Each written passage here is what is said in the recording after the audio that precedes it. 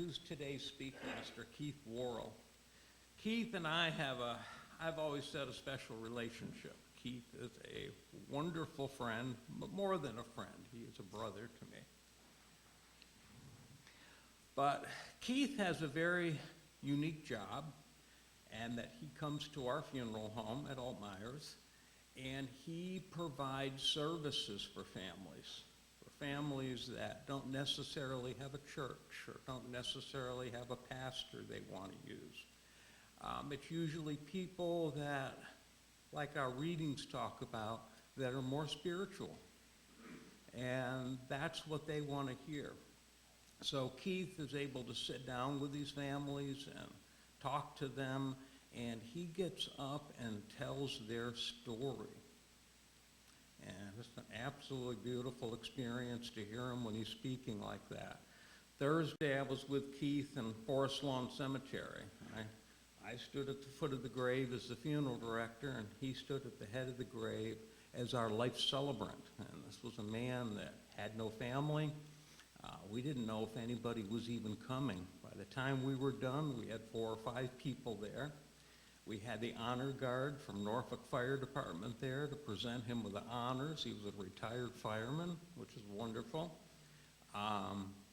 But as Keith met the people that came up, he learned more about this person. And when he gave the service, he told the man's story, and it was absolutely beautiful. Yesterday, I was with Keith, and he was meeting and speaking to a group of policemen and firefighters and EMTs, ambulance people, and we had a service honoring them.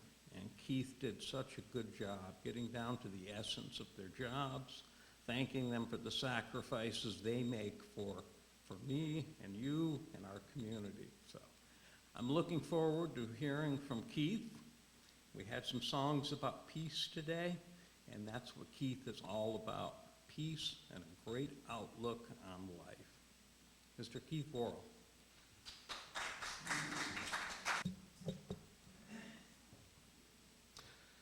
Our true mission is to build a beautiful family, a real family who feel related to each other. This family must extend across religious walls and barriers. We must reach and encompass the poor and the sick, the criminals and the insane. Every person on this planet needs to know that someone cares. Through building such a community of all people, we truly believe that peace in the world can be attained in our lifetime. Words formed in the mind of Paul Solomon that became the vision and ultimately the mission statement and foundation of this church. Paul Solomon spoke of inclusion, acceptance, positivity, peace, and love. What did he not speak of? Exclusion, denial, condemnation, bigotry, elitism, prejudice, hypocrisy, judgmentalism, or hate. Who else did not speak of those things? God. God did not speak of these things, at least not the promotion of them. Which brings me to today's topic, religion, spirituality, and today's world. I asked you to take this journey with me without judgment, as it's not probably what you expect. The real topic, the real issue, is a simple question. Is the church broken? Now, for purposes of this conversation, I'm defining church as church in general.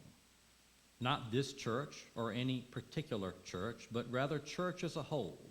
And my feeling, my belief, is that it is in fact broken. It's not working in today's world, and I blame that entirely on the church. I'm not blaming it on religion, and certainly not on spirituality. People still believe in God, and if they don't, most still believe in some higher power. As for church, people are disenfranchised. I don't care what statistic you look at, church attendance is down. And why is that? If as a whole the majority of people still believe in something, why aren't they going to church? The answer is simple. They are not finding peace at church. They are being judged, beat up, and beat down. Nobody wants to hear that, and they shouldn't. Certainly not in a place that you go to find peace and love and harmony and inclusion and acceptance. Most of you know that I am a life celebrant. I officiate funerals. Let me share with you something that I hear day in and day out when I meet with families. I've even had to change my approach when asking about religious beliefs of the deceased. As a life celebrant, my responsibility is to write and deliver a service based on the life and beliefs of that person. As for religion, if they believed it, I put it in. If they didn't, then a religious service would be an insult to them. It would not be real. So I asked the family, were there any religious beliefs? The vast majority of the time, the answer is no. I move on. I have my answer. But then in conversation, as I'm asking questions, gathering information to write the story with, someone will say something about God, or them now being in heaven, or in a better place. And I have to back up. But you said there were no religious beliefs. The answer is always the same. Oh, well, they didn't go to church. It is a perception that if you don't go to church, you have no religious beliefs.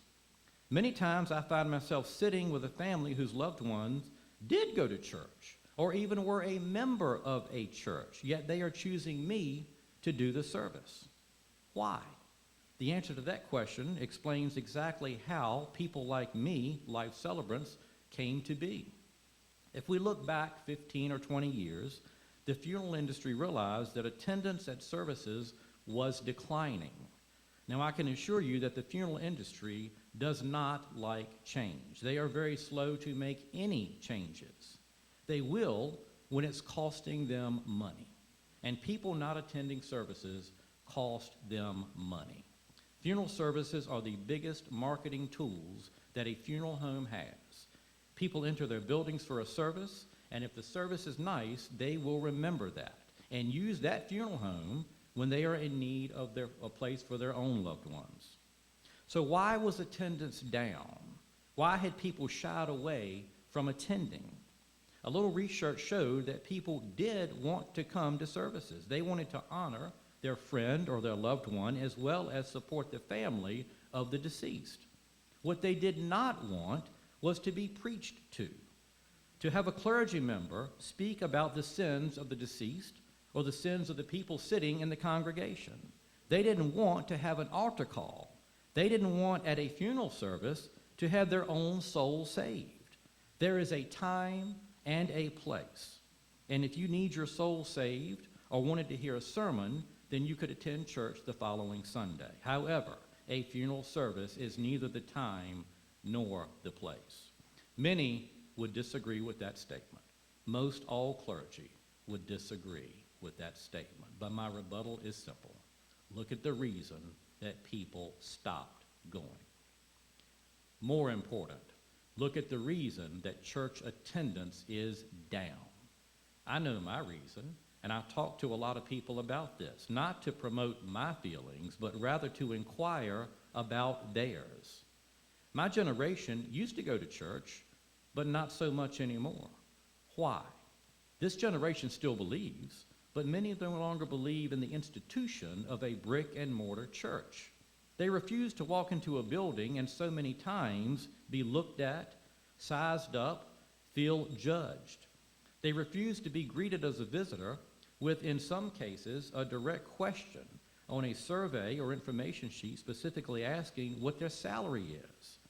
The church being a business, well, that's another topic for another day. The point is, the church is failing to make people feel welcome. They're doing a great job at inviting people. The problem lies when the invitee comes. Many times they are losing them at the door.